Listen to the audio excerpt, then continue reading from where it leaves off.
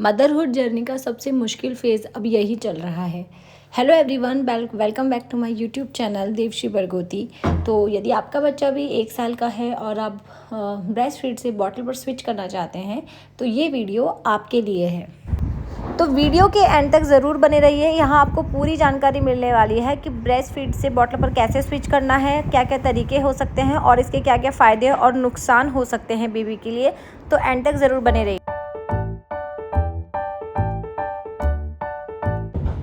अब हम बात कर लेते हैं कि इस जर्नी को स्टार्ट कैसे करना है। तो फर्स्ट ऑफ ऑल सबसे पहले आपको ये करना है, दिन में एक बार आप ब्रेस्ट फीड बंद करके और बॉटल देना ट्राई कीजिए। बॉटल से बच्चे को खेलने दीजिए, चाहे वो खेलता है या उसे कैसे भी यूज़ करता है, बस बच्चे को बॉटल हाथ में देनी है जिससे वो उसे समझे कि उसका करना क्या है, उसे खेले, थोड़ा सा कंफर्ट हो जाए बॉटल के साथ। और थोड़ा थोड़ा उसे सिखाइए कि इसे आपको पीना है और इस तरीके से आप उसे थोड़ा सा बॉटल से फ्रेंडली बनाइए और उसे खेलने के लिए बॉटल कुछ दिन में एक बार थोड़ी देर के लिए दोनों टाइम दीजिए। सेकंड पॉइंट है हमारा, जब बेबी बहुत ज़्यादा भूखा हो उस टाइम हमें बॉटल नहीं देनी है, वो बिल्कुल एक्सेप्ट नहीं करेगा। वो उसे खेलने के दौरान ही आपको देनी है और रोते टाइम उसे बिल्कुल बॉटल नहीं देनी है। थर्ड पॉइंट है, जब फैमिली में अगर मदर के अलावा कोई और हो आपके हेल्प करने के लिए तो कोशिश करें कि बच्चे को बॉटल वो कोई अदर पर्सन दे, क्योंकि मदर के सामने बच्चा इतना आसानी से एक्सेप्ट नहीं करता है बॉटल। वो मम्मा से ही ब्रेस्ट फीड की डिमांड करता है, इसलिए मम्मा ना दे, कोई और पर्सन अगर हेल्प कर सके तो हमें वो ट्राई करना चाहिए। अब हम बात कर लेते हैं बॉटल से मिल्क देने के फ़ायदे क्या क्या हैं। तो सबसे पहला फ़ायदा है, हमें बेबी का मिल्क इंटेक पता चलता है, बेबी कितनी क्वांटिटी में मिल्क ले रहा है और ज़्यादा तो नहीं है, कम तो नहीं है, तो इसे हम इजीली मेज़र कर सकते हैं बॉटल से।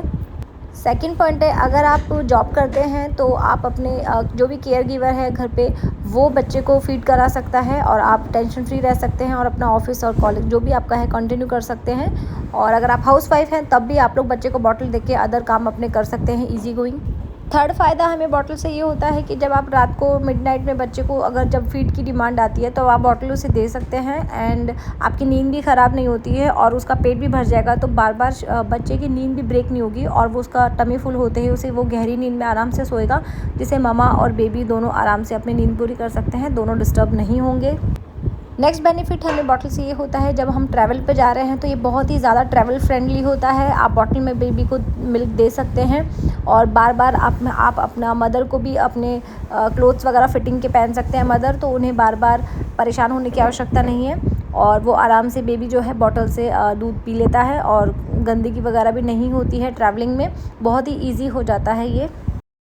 लेकिन हर चीज़ का फ़ायदा और नुकसान दोनों होते हैं, तो हम बात कर लेते हैं अब नुकसान की। तो इसका सबसे बड़ा जो नुकसान है वह ये है कि बच्चा इसका हैबिचुअल हो सकता है, इसे छुड़ाना बहुत मुश्किल हो जाता है और बाद में थोड़ा सा मुश्किल हो जाता है इसे छुड़ाना जब बच्चा इसका हैबिचुअल हो जाता है। सेकंड पॉइंट हमारा ये आ जाता है, बॉटल को हाइजीन रखना बहुत ज़्यादा ज़रूरी है, हाइजीन मेंटेन करना बहुत ज़्यादा ज़रूरी है, वरना बच्चे को इन्फेक्शन हो सकता है गंदे निप्पल से, गंदी बॉटल से, और बैक्टीरियाज पनप सकते हैं गंदी बॉटल में जो बच्चे को पेट में जाके इन्फेक्शन कर सकते हैं, बच्चे के पेट दर्द हो सकता है, बच्चा बार बार बीमार पड़ सकता है।